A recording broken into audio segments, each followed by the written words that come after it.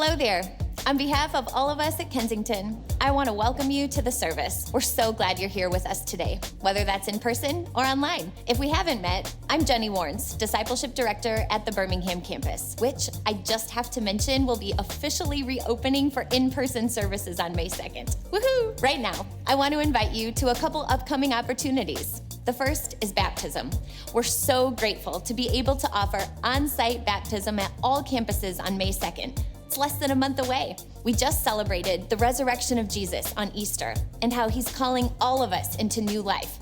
Baptism is the perfect way to demonstrate new life and keep the celebration going. When I was baptized, I'd been a follower of Jesus for a long time, but it was a pivotal moment in my faith journey as I surrendered some significant areas of my life that I'd been holding on to. Baptism was my public declaration of my trust in Jesus and his power to transform me. So, if you felt a stirring, a tug, a desire to demonstrate your commitment to follow Jesus, this might be your time. Don't delay. Go to kensingtonchurch.org/baptism for more information and to register. There's nothing like that moment, coming up out of the water, declaring that you're a follower of Jesus and have new life in him. The other event I want to invite you to is online next Sunday evening, April 18th. It's another Faith in the Family event with the one and only, or do I say two and only? Well, it's Dave and Ann Wilson. For Justin and me as parents, some of the best intentional ideas and parenting hacks came from Dave and Ann. So I'm thrilled to have them coming back to share their parental wisdom with us from their brand new book, No Perfect Parents. No one is perfect, but it is perfect timing all the way around. We're in our new series, The Family, here at Kensington this month. Their book is hitting shelves soon, and on the home front, we could really use a bit of encouragement right about now. Any other parents out there agree? So, put a reminder in your phone for April 18th at 8:30 p.m. and register now for this free online event at kensingtonchurch.org/faithandfamily. We're starting our new series today, The Family. Coming through the stress of this last year, our families have been stretched like never before. And that stretching has produced some beautiful moments, but also some very painful and broken moments. So this series is about experiencing the transforming and restorative power of Jesus in our families. So, let's lean in and see what God has for us today. Thanks for joining us. Good morning, everyone. My name's Tracy Henkel. I'm the Discipleship Director here at the Clinton Township campus, and I just want to welcome you, whether you're sitting here in the auditorium with me or you're viewing online. We are so glad you're here. And if you're a first-time visitor, maybe you've snuck in here a few times and you're ready to ask some questions and find out a little bit more about Kensington and who we are and what we believe, you just go out to the hub in the lobby. Right in the middle, there's volunteers there with bright orange shirts on, and they're there to answer questions and welcome you and just meet you, so you have a familiar face and people that you know. And speaking of familiar faces, you probably noticed that there were some people opening the doors or inside the auditorium, and those are our volunteers who serve on Sundays. Not every Sunday, but every other Sunday sometimes, or once a month Sunday. It's very flexible, and each week we're highlighting different serving teams that we need help in. And our usher greeters are one of those teams. So if you're that kind of person where you just like to smile and be a part of making people feel welcome here, we'd love for you to join our usher greeter team. And then we also have our Kensington Kids program. And you know, the kids program, we put a lot of time and effort into that because we know if you've got small kids and you can leave them in a place where they're having a blast and you can come in here and listen, it just is a really great experience for you too. You're not worried about your kids. And the volunteers back there, they do all different kinds of things. You don't have to be the Sunday school teacher to volunteer at Kensington Kids. We just love you to open the door, play with them, make sure they're not running out and all up and down the hallways. Like, there are so many different ways to be a part of our kids program. So you can go online and check out on the volunteer, kensingtonchurch.org, I think volunteers, /volunteers. We could really use your help. And I guarantee you one thing, you are going to be blessed by joining these teams. And how do I know that? Because I used to lead these teams, and I would meet people that were so nervous about connecting and volunteering. They felt like, oh my gosh, they're going to ask me to volunteer all the time. Not true. And they made friends. And Kensington starts to feel like, oh, I know that person, not just walk in, sit in the auditorium and leave. So we encourage you to consider being a part of our volunteer teams. It's a lot of fun. And speaking of K-Kids, they put on some of the funnest events. The next one they have coming up is a road rally. Any road rally fans out here? They are so much fun. And right now, with all that's going on in our world and COVID spiking, this is a way to go out and have some fun next Sunday from 1:30 to 3:30. So after church, you're in your cars. You don't have to get out. It's safe social distancing. And they just have a really great road rally plan. And so I think we could all use a little fun right now. So check that out online. And then more things for kids, Kaleo Kids. Kaleo Kids is our very unique, one-of-a-kind arts program here at Kensington, where kids are learning how to act, they're learning how to dance, they're learning how to sing, all while learning a little bit more about Jesus. And for the spring, we have 2 ways that kids can be connected. They can join online, virtually through Zoom. Can you imagine an arts program that can be done virtually? Well, we figured it out. Or socially distanced in person. So you can find out more information about that online too. So now, as Jenny was saying in the video, we are kicking off the first week of our family series. And back from our Easter teaching last week is Cliff Johnson. He was formerly the lead teacher at Birmingham, and now he's a central teacher. So that means he goes from campus to campus to campus to teach. So we get to enjoy his teaching today. He is just a lot of fun, a lot of energy. I love his sense of humor. I know you're going to love it. So we're going to continue on by starting off today with, not starting off, we already started it, but a song called Family. And I just want to challenge you. There's just no way you can sit still, so don't try. This is a really fun song. Enjoy.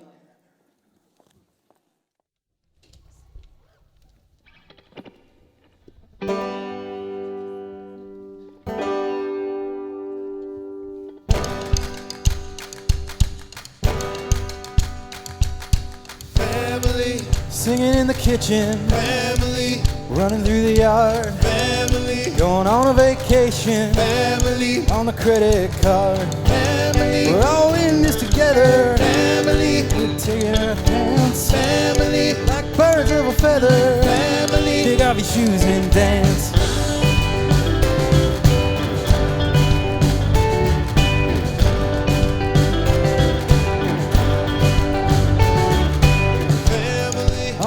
To the city, family. Laughing in the rain, family. It ain't always pretty, family. Can drive you insane, family. We got the keys to the kingdom, family. Take it all apart, family. Family. Well, bless your heart.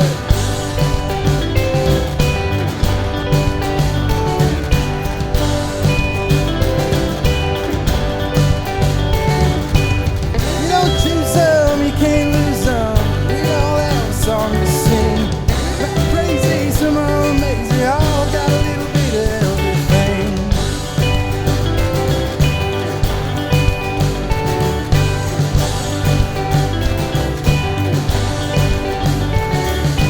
Family, sons and daughters. Family, like a photograph. Family, baptized in the water. Family, put me on the map. We're all in this together, family. We're taking a chance, family. Like birds of a feather, family. Kick off your shoes and dance.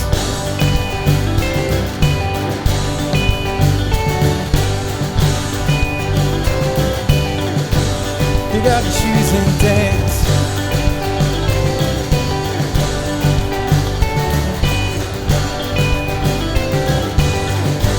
Kick off your shoes and dance.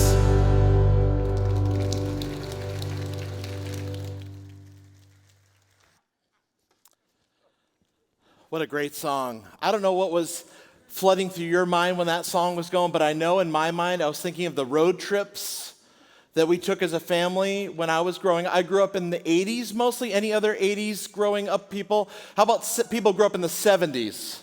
Okay, how about the 60s? Anyone earlier than that? All right, fantastic. It's good to have you here. I think about when I grew up, man, think about those road trips. If you're the 80s, 70s, even some of the 90s, any 90s here? Okay, sorry, don't want to ignore the millennials. They're going to get hurt feelings. Just kidding. And Gen Z, we don't even care. Like road trips for you, we'll talk about you in a minute. But I know for me, growing up in the 80s, it was like we loaded into a sedan and drove to Florida from New Jersey, 24 hours. 24 hours. And all we had was a Walkman, and we never had enough batteries. You know that moment when you ran out of batteries, and you couldn't just plug it into the cigarette lighter? It was done. You were finished.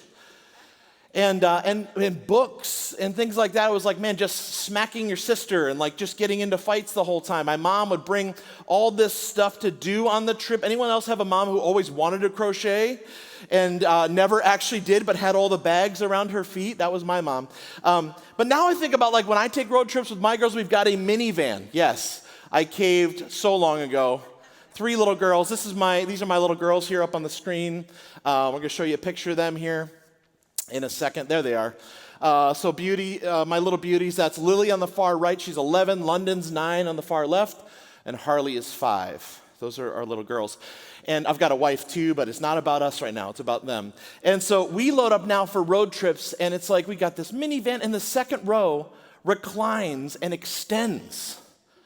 I'm like, where was this when I was growing up? I used to sleep over the hump in the back on the floor. Anybody else like have to do that? That wasn't bad, actually. I claimed that a lot. I think I've got permanent back problems, but it wasn't bad. It was like strangely like put me to sleep. I don't know why. I don't know if it was the hum or just the smell of carbon monoxide. It could have been a lot of things in the 80s. But anyway, I think about that. Now our road trips, we leave. Here's the secret.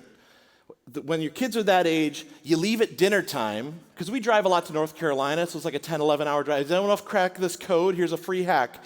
You leave at dinner, you brew yourself so much coffee and everything else, like as dad, you get the AirPods in, you load up podcasts and audiobooks, and so you eat right when you leave, and then like you get to that first, a couple movies have played, you get to the first gas stop at around 10 o'clock, you gas up the car, you empty everyone else's tanks in the gas station bathroom, and then you drive as far as you can while they're sleeping, all right? You invest in adult diapers, and you don't care about it anymore. Just kidding, that's too far. Although I have considered it, in fairness. That's how obsessed I am with making good time. There's nothing worse than like someone waking up, and they're like, hey, can we stop? I'm like, are you kidding me? Like, I'll ask my wife, I'm like, give me like a clock, a countdown. Like, how close are we to emergency? And so I forced her to give me like a time frame, which she loves, of course. She loves that. But I think of my childhood, I think of my dad, like I want to just ask you, you think about upbringing, like how would you describe your dad? If I was sitting with you and we're in a coffee shop and I said, hey, tell me a little bit about your dad. What was he like? I would say, some of you are like chuckling loudly. Is your dad Clark Griswold from the Vacation movies? Or maybe John Candy from The Great Outdoors? Can you tell I'm in a total 80s mode right now? I apologize. Again, millennials, you grew up with so much technology. Growing up in the 80s, the back seat of those station wagons faced back, and the seatbelts were never really found. And that window opened. And we sat in traffic, and people looked at us, and we looked at them. It was like the most awkward eye contact with total strangers. I'm like 9 years old with no seatbelt on basically in a death trap. That was my childhood. But somehow we've all survived. Well, not all of us. I'm sure many died horrible deaths that way. But anyway, so I think about my dad. I think about this guy. He loved to laugh. That's probably why I'm thinking so many comedies. He loved to watch funny movies, and he just loved to laugh. He had this kind of really funny cackle. Super smart, really successful in business, loved God. But he also, the older that I got, the more I realized he went and he served our country in Vietnam. He was drafted, he was married to my mom, but they didn't have kids yet, so he got called up and he served and he responded. And that really affected him deeply, really deeply. We believe he had, and he even shared later in life, like just some of the scars and some of the things he endured over there. In fact, he told us at my mom's funeral about 15 years ago now. It was so strange. Like, have you ever been around someone, or maybe you're a veteran yourself, who doesn't really like to talk about war until way late in life? Then they start talking about it a lot. And so he started sharing about one moment in Vietnam when they were totally surrounded. His platoon was completely surrounded by the enemy in the middle of the jungle. And he said, the only way we could survive was we all dug a hole and lived in that hole for 30 days, for a month. I'm like, where did that come from, Dad? He's like, I don't know. I had kind of put it out of my mind. So I realized that he had pain and he had hurt because of that experience and other things. And so it actually helped me understand him more later in life. But growing up, it was interesting because I had moments where it was like, man, I love Saturday mornings with my dad, rolling out of bed, or what I should say is him grabbing me out of bed and be like, you're coming with me to the lumber yard. Blue Ridge Lumber in Blairstown, New Jersey is where I grew up. And we go every Saturday morning. We get there at 8 in the morning. And the only thing I would hold on to is we'd get haircuts. And then sometimes we'd go to the arcade and I would play Spy Hunter at the arcade. This is going way back. It was such a great game. If I found that now, I'd probably want to put it in my basement. Such a great game. But I had so much fun with him. But you know what's interesting? If you think of all the terms that God would choose to use to give us, to relate to him, to understand his relationship with us. Think of all the ways God could describe himself to us for us to relate to him. I mean, think about terms like, well, general. He could choose war metaphor, like, okay, I'm the general and you're a private or less. He could use terms like, master or boss. There's so many things that God could use, but yet it's the term father is used over 400 times in the New Testament. It's a lot. In fact, Jesus used that term, pater, over 165 times. It was the word he used the most to refer to his relationship with God the Father. In fact, if you look at Matthew 6:9, this is the start of what we call the Lord's Prayer. And how does he start it when the disciples ask him how to pray? He says, this then is how you should pray, our Father, who art in heaven, hallowed be your name. It's just interesting that is the choice. That's the word that is used. And what's interesting about that, there's a quote by a preacher in Atlanta named Louis Giglio, and he says, the fatherhood of God is the skin of God for us to grab onto. So fatherhood is the skin for us to grab onto. That's the human picture. That's the human relationship that he uses so often to connect to us. But here's what's a little tricky. How we view our fathers, our earthly fathers, affects how we view God as a father. Have you ever thought about that? Have you ever noticed that? That your view of your father actually influences your view of God as a father. And that just makes sense, right? I mean, that's your lens, that's your experience, that's what you know. But obviously it can have hard ramifications as well. If you think about your dad, if your dad was warm and loving, then when you hear about God as your father, you're like, oh, that's a great picture. I love that picture. God, my dad was very warm and very loving. But what about those who had dads that were cold and distant? Now your view of God is different, isn't it? Now you're thinking of God as maybe someone you're trying to earn his affection or earn his attention, and nothing you do can seem to get his gaze upon you. Was your dad in your corner? Was he an encourager? Or was he hard to please? That also can impact how we view our Heavenly Father. It's very interesting when we look at Scripture. Jesus tells an incredible story about a father and his two sons. Now, this story has it all. It has it all. It's got money, it's got inheritance, it's got gossip, there's mention of prostitutes, it's a broken family. This is a salacious story that would air as a Netflix limited series anytime. Based on the elements. In fact, this story that I'm going to tell you in a few minutes has been hailed as one of the best stories ever told, ever written, ever come up with shocking elements and an ending that leaves you really in an interesting spot. But before we get there, I want to take a moment to receive our offering. Now, those of you who have been attending Kensington for a while, you're part of this family, you understand that as we receive our offering, this is a time for you to give generously back to the God who gives us everything that we have. We believe the Bible teaches that God, our Father, has given us our talents, our abilities, our finances. Everything we have is from him, and we are simply stewards of that. And he asks us to give back a percentage of that to him so that we can trust him with our finances. But for those of you who have not taken that step of giving, maybe you've never trusted God that way or tried it, we came up with several ways here to make it really simple for you to give for the first time and to get started. It really is part of a discipleship journey. Part of your walking with Jesus is trusting him with your finances. And those ways are, first of all, you can text the word Kensington to the number 77977 and follow the prompts. You can go through our app. Very simple, very easy, very quick. You can do what my wife and I do and go on to kensingtonchurch.org/giving and set up a recurring gift so you don't, it's like every other bill you pay online. Or you can write a check and mail it or drop it in one of the bins by the doors. So thank you for your generosity. Thank you for being a part of that moment. We serve a generous God, and we want to return that back to him. So Jesus tells a story of a father and his two sons. Now, when Jesus tells us, the context in Luke chapter 15 is it says that the sinners and others were listening close. They were leaning in to hear what Jesus had to say because he was teaching in a way that no one else was.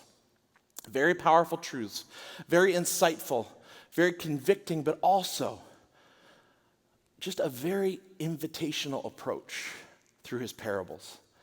And so in Luke 15, you've got Jesus stepping into this first century Jewish family and events that are about to really rock their family to the core. So here we are in Luke chapter 15, verse 11. Let's walk through this story and see what it tells us about the father heart of God. Jesus continued in verse 11. There was a man who had two sons. The younger one said to his father, "Father, give me my share of the estate." So he divided his property between them.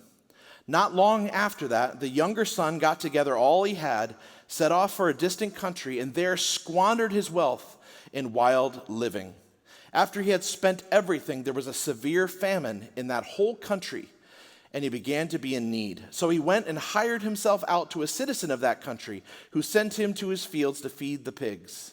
He longed to fill his stomach with the pods that the pigs were eating, but no one gave him anything. This is the parable of the prodigal son.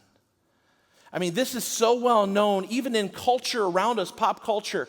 People will refer to this. They'll refer to movies like, yeah, it's kind of a prodigal son story. I believe there's even a show on TV called The Prodigal Son. My goodness, I mean, this is everywhere. And so we're going to attempt to tell you the true story and what it reveals, not just about the brothers, but about the father. And what does that mean to us as we seek to relate to God as our Father?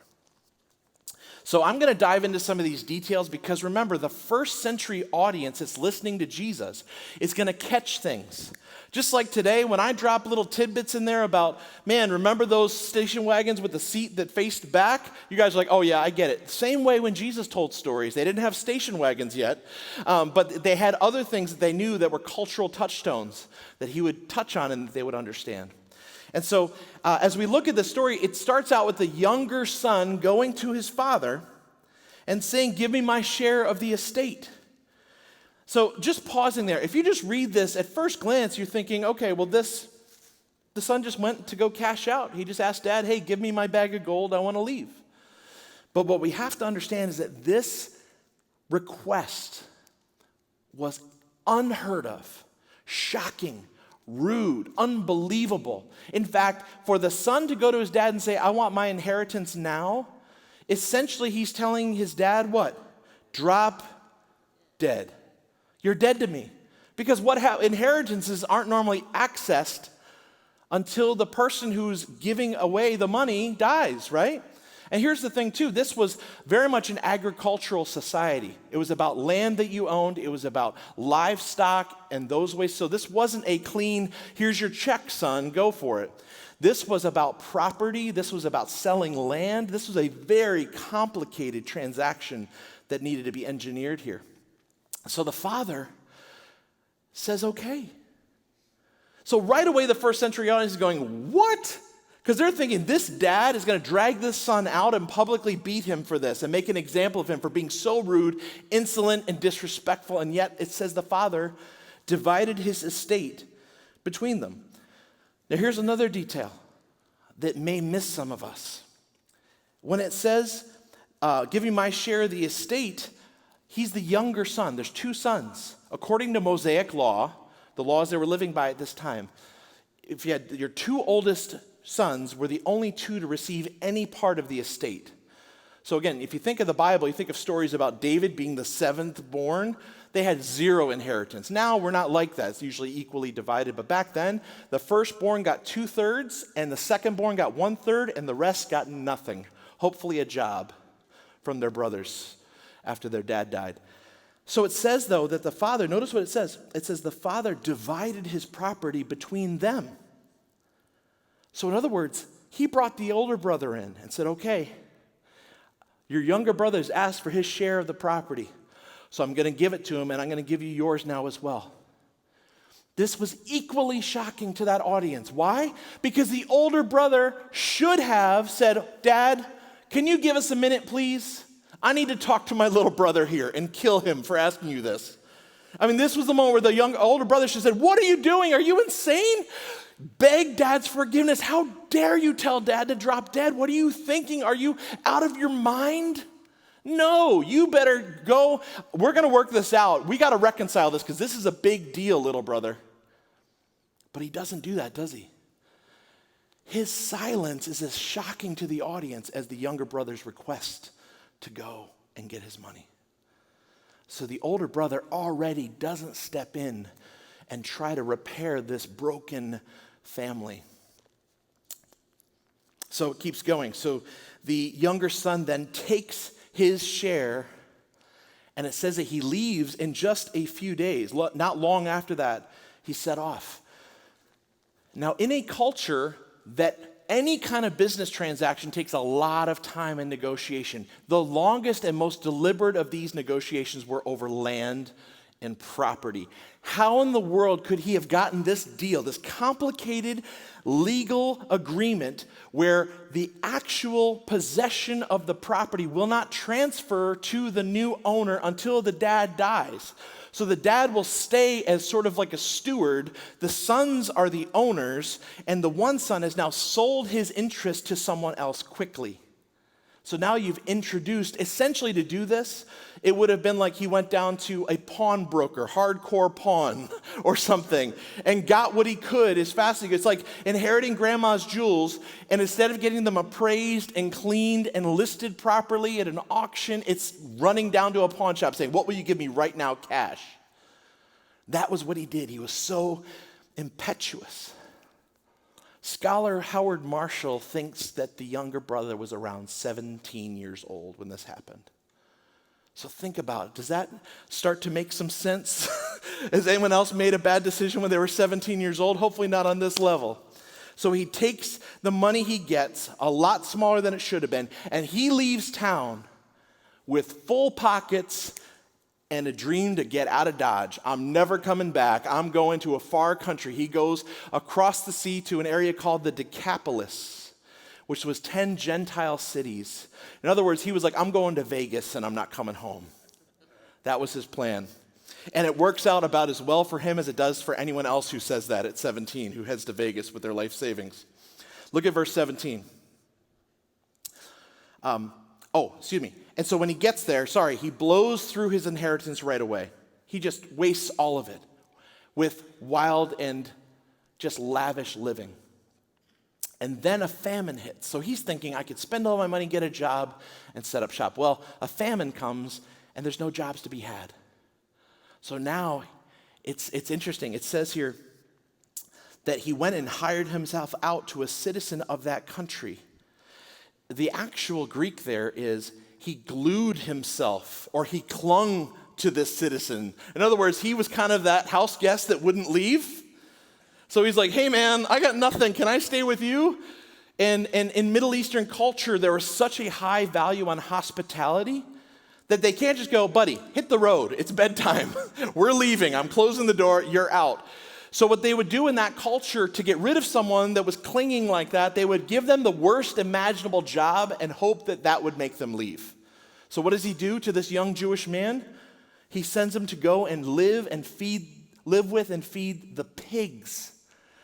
Again, according to Judaism, Mosaic law, pigs were an unclean animal.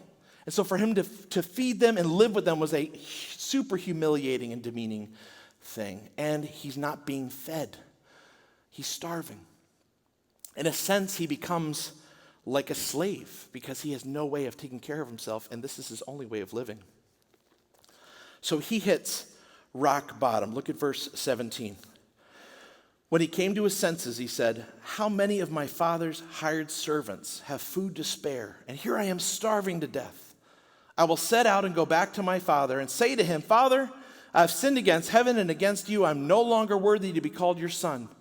Make me like one of your hired servants. So he got up and he went to his father. But while he was still a long way off, his father saw him and was filled with compassion for him.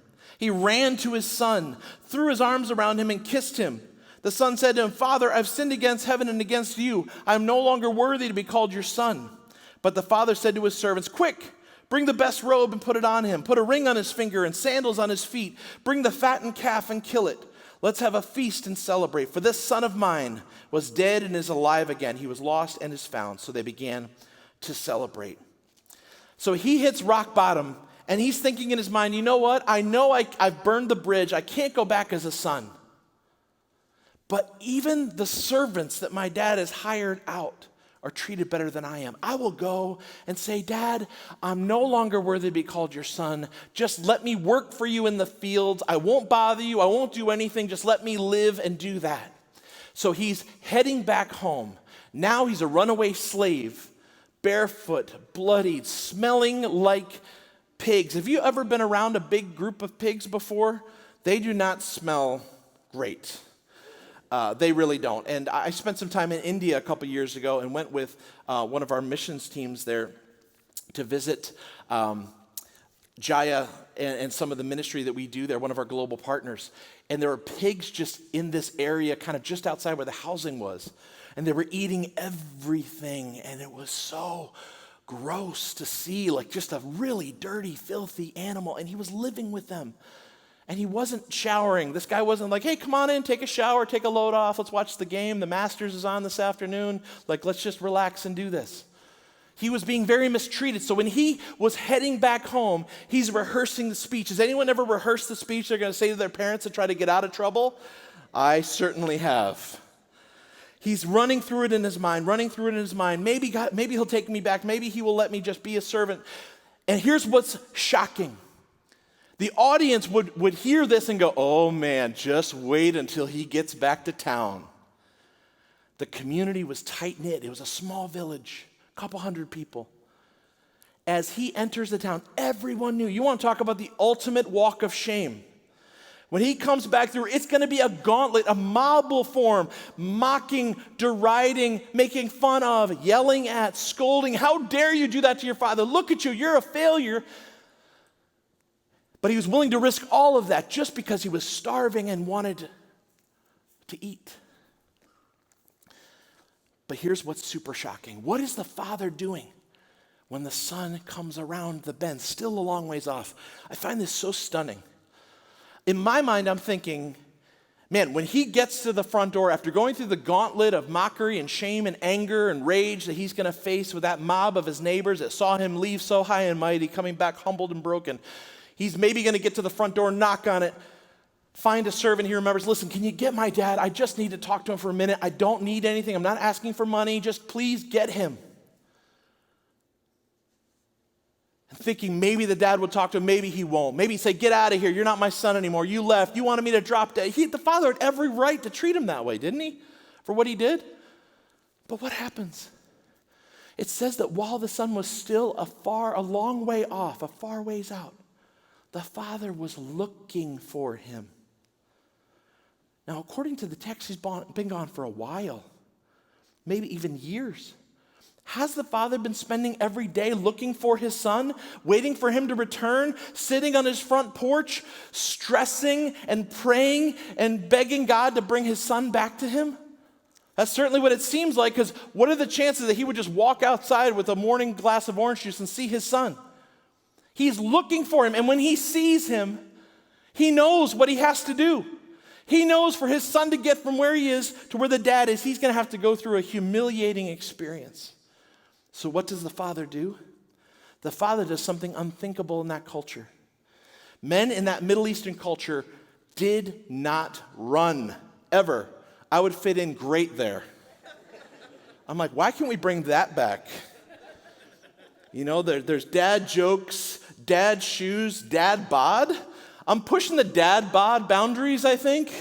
I saw a picture of like Leo DiCaprio, like dad bod. I'm like, if that's a dad bod, then I must be granddad or I don't know. So I like that idea. But in that culture, the slower you walked, the more dignified. So if you were walking slow, you had to be somebody. And so for a Middle Eastern man in the first century to grab the robes, pull them up, and run through the town, it was humiliating. I mean, anytime you see a grown man running fully dressed anywhere, it's a little bit unnerving, isn't it? If you're in an airport or at a mall or outside, it's like, why is that dude running? It's still weird. But there, it was like unimaginable. This guy's running through the town. So the father risks humiliation so that his son doesn't face that humiliation. The father takes the shame on himself so the son doesn't have to face any more shame. Isn't that amazing? And he runs, and when he gets to him, the son's like, Dad, okay, Dad, here's my speech. And then listen to how much he gets out. He gets to him. Well, first of all, before the son even says a word, it says, the father's filled with compassion for him. He ran to him, and he threw his arms around him and kissed him. Before the son says anything, the dad grabs him around the neck, it says in the text, and kisses him on the cheek. Now, this is significant. This is saying to anyone who saw this happen, and believe me, the whole town's out there for this. This is a big moment. When you kiss someone on the cheeks like that, that's a kiss of forgiveness and reconciliation. He's saying before the son says a word, just your presence, just your repentance, just your return tells me all I need to know. And he grabs him around the neck and he starts kissing him. And then the son steps back and he's like, I gotta say something. Let me say something. The son said to him, Father, I've sinned against heaven and against you. I'm no longer worthy to be called your son. And the dad just stops him cold. He doesn't even let him get the rest of his offer out. He's like, okay, that's enough. And he says, quick, because his servants are with him.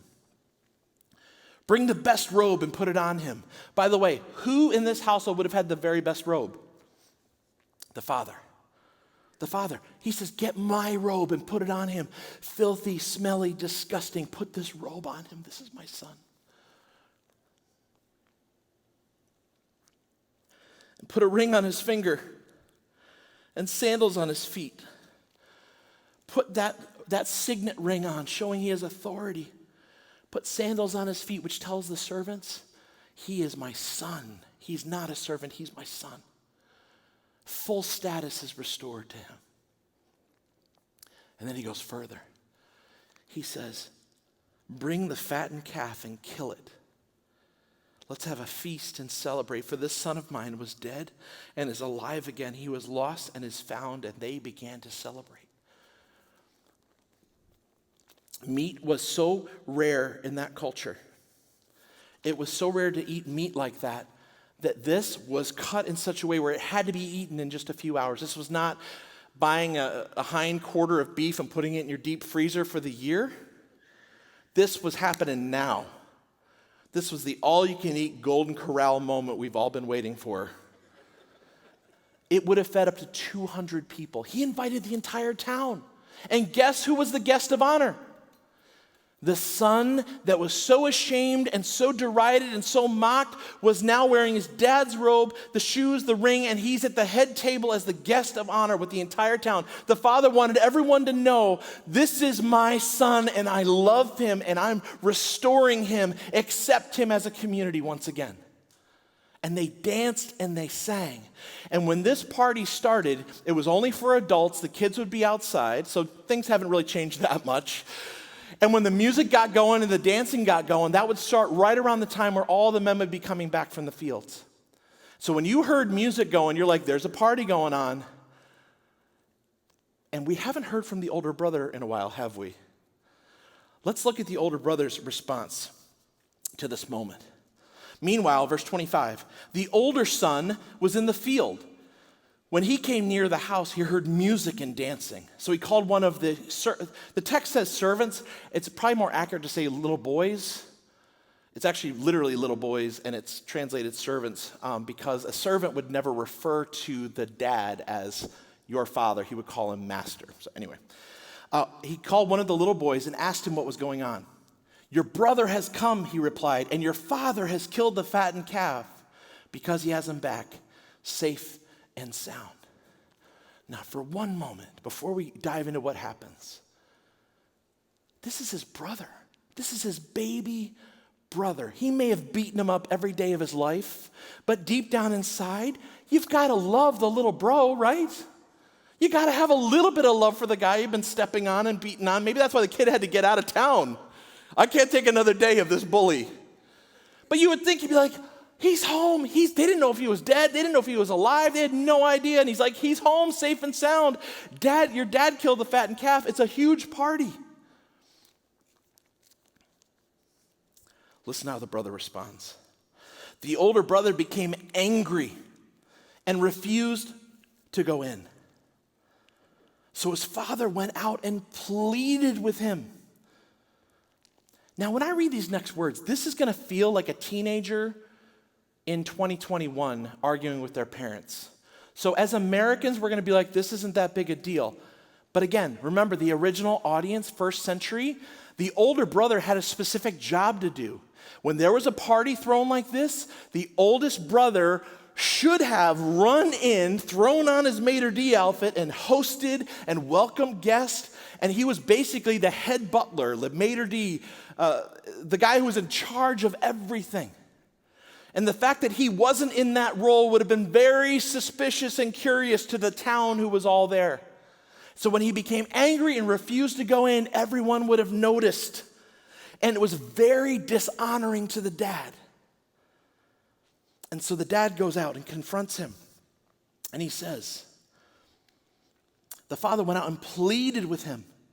But he answered his father, look, all these years I've been slaving for you and never disobeyed your orders. Yet you never even gave me a young goat so I can celebrate with my friends. But when this son of yours, who has squandered your property with prostitutes, comes home, you kill the fattened calf for him? Woo. Man, if a kid said that to us now, this would be a big moment in that relationship, wouldn't it? But now imagine everyone hearing this. It's right outside the courtyard where the party's happening. Everyone sees this. Everyone hears this. This oldest son publicly shaming and rebuking his dad. And what's interesting here, the way the son is talking about his brother, he says, this brother of yours, or excuse me, this son of yours. So in other words, he's already estranged from his family relationally and emotionally. He refuses to acknowledge it as his brother. And isn't it interesting that he uses the words, I've been slaving for you all these years. So the son who never left home felt like a slave. And the son who actually became a slave returned home to be a son again. So this is not one lost son. This is a father who has two lost sons. And the first lost son came back home and accepted the grace and love of his father. What will the second son do who never left?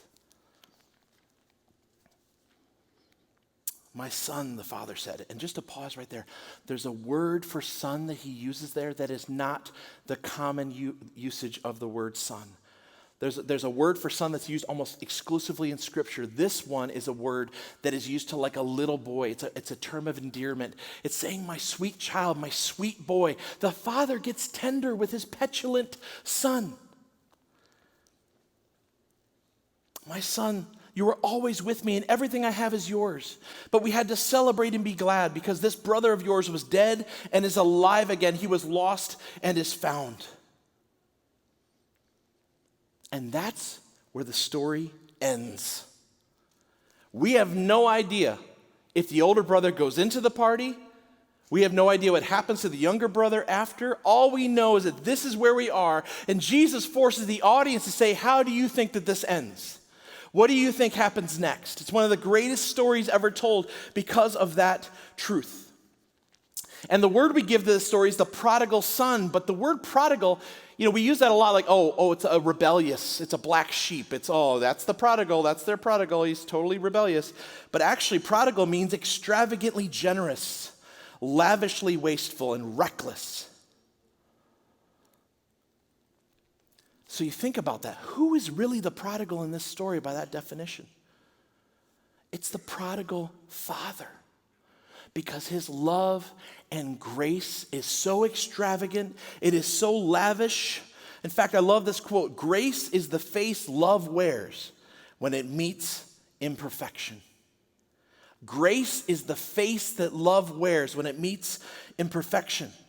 This is that moment where when the father sees his son coming in, the father runs, and it's like, boy, that love he has for him turns into grace.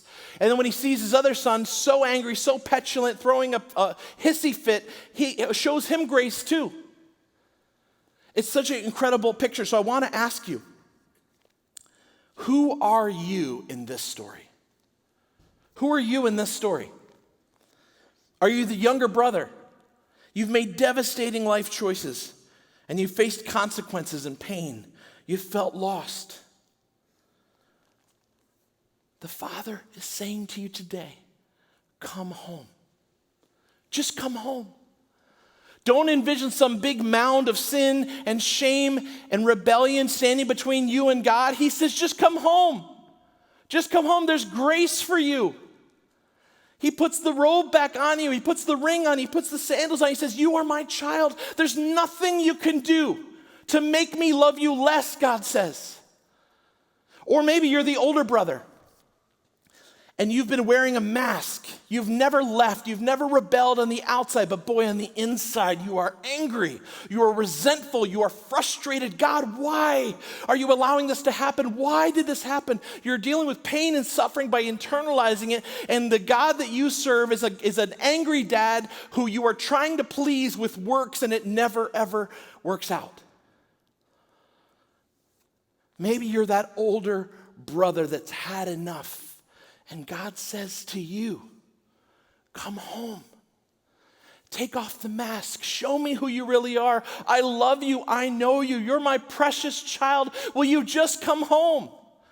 Don't live like a servant. Don't live like a slave. You're my son. You're my daughter. Will you come into the house and enjoy the life I have for you? Why are you choosing to live outside? I have grace for you.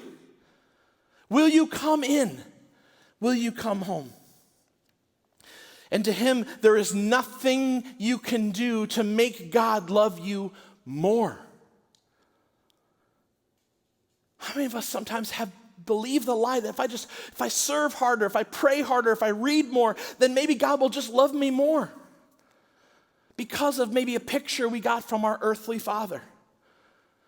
But God says, no. I am the perfect Father, the prodigal Father, the one who loves you unconditionally, the one who has grace for you. So I say to you today, will you come home? Come home. Because the extravagant love of the prodigal Father is chasing you. It's following you. His love is generous. His love is extravagant. His love, you could even say his love is reckless. He will not stop until he finds you. Will you come home?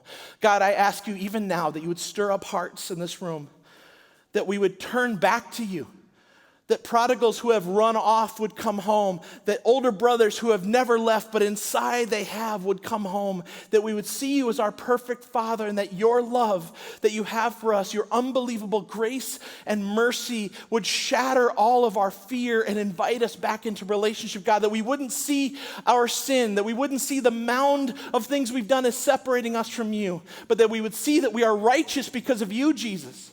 And we know, God, you don't see our sin when you look at us. Now you see your Son. So I pray even now, God, that you would draw even one back home to yourself, to enter into relationship with you, that no longer they believe the lies, that they've done too much, they've gone too far, there's too much junk, that they would understand that your grace is greater than all of our sin. Even now, God, I pray that your unbelievable love would find us, restore us, and bring us back home. It's in the powerful name of Jesus Christ that we ask it. Amen. If you're able, I'm going to invite you to go ahead and stand and worship with us.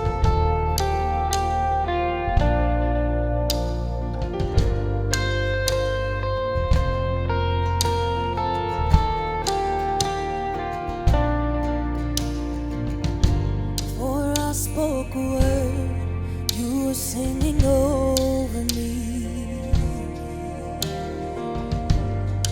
You have been so good to me. Before I took a breath, you breathed your life in me. And you have been so, so kind to me. And all the overwhelming, never-ending, reckless love of God. Oh, it chases me down, fights till I'm found, leaves the 99. And I couldn't earn it, I don't deserve it. Still, you give yourself away. And all the overwhelming, never-ending, reckless love of God.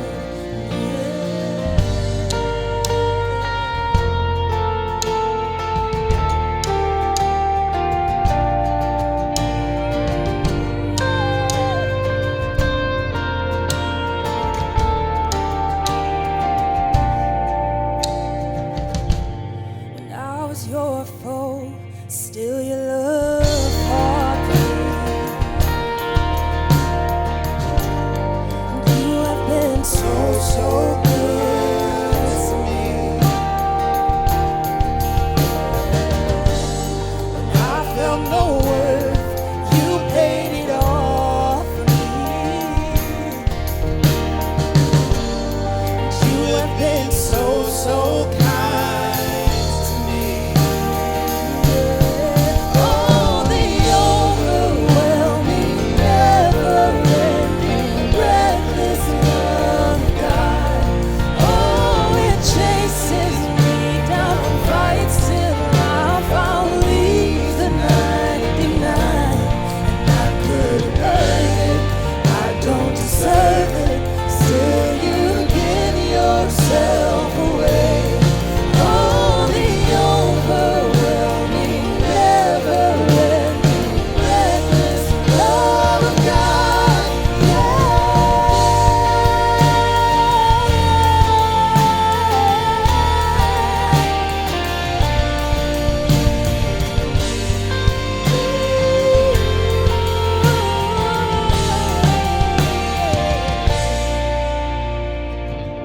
There's no shadow you won't light up, mountain you won't climb up, you're coming after me. There's no wall you won't kick down, lie you won't tear down, coming after me. There's no shadow you won't light up, mountain you won't climb up, coming after me. There's no wall you won't kick down, lie you won't tear down, coming after me. Yeah. There's no shadow you won't light up, mountain you won't climb up, coming after me. Oh, there's no wall you won't kick down, lie you won't tear down, coming after me. There's no shadow you won't light up, mountain you won't climb up, you're coming after me. There's no wall you won't kick down, lie you won't tear down, coming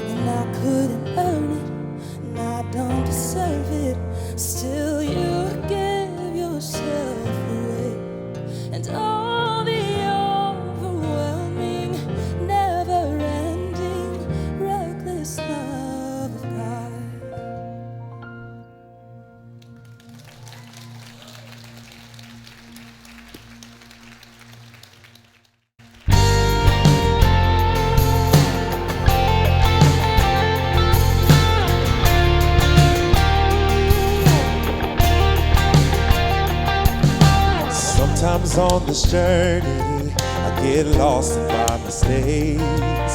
What looks to me like weakness is a canvas for your strength.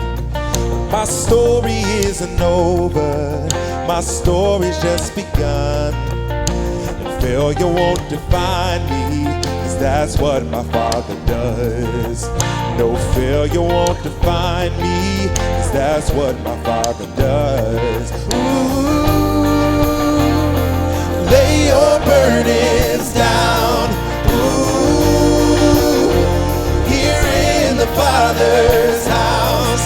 Check your shame at the door, 'cause it ain't welcome anymore. Ooh, you're in the Father's house.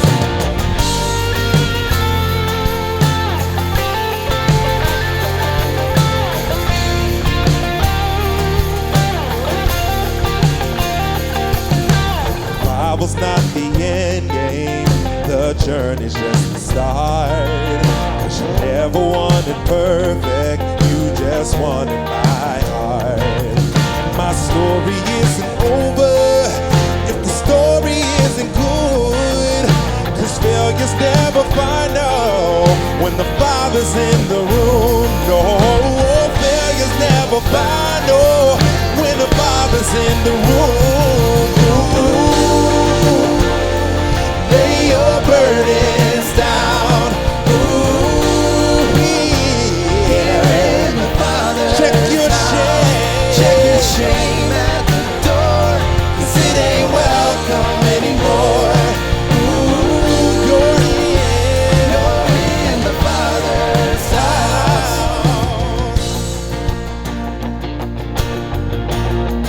Yeah, yeah.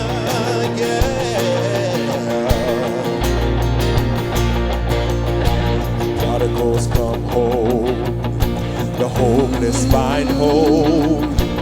Love is on the move when the Father's in the room. Prison doors fling wide, the dead come to life. Love is on the move when the Father's in the room. Miracles take place, the cynical find faith. Love is breaking through when the Father's in the room. The Jericho walls are quaking, strongholds now are shaking. Love is breaking through when the Father's in the room. Oh, love is breaking through when the Father's in the room. Lay your burdens down. You're in the Father's check your shame.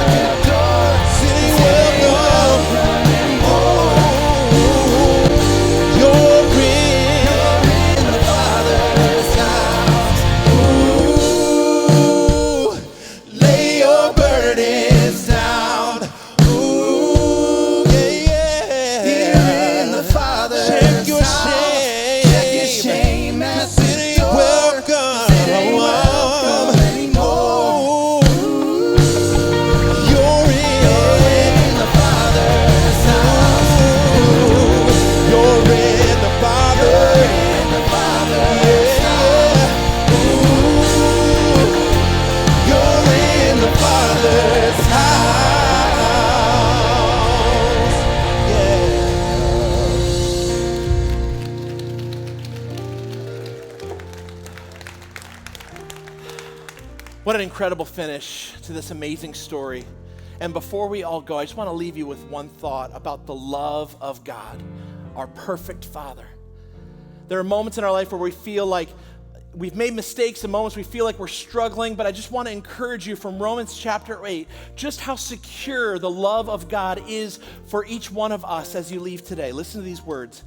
Who shall separate us from the love of Christ? Shall tribulation or distress or persecution or famine or nakedness or danger or sword?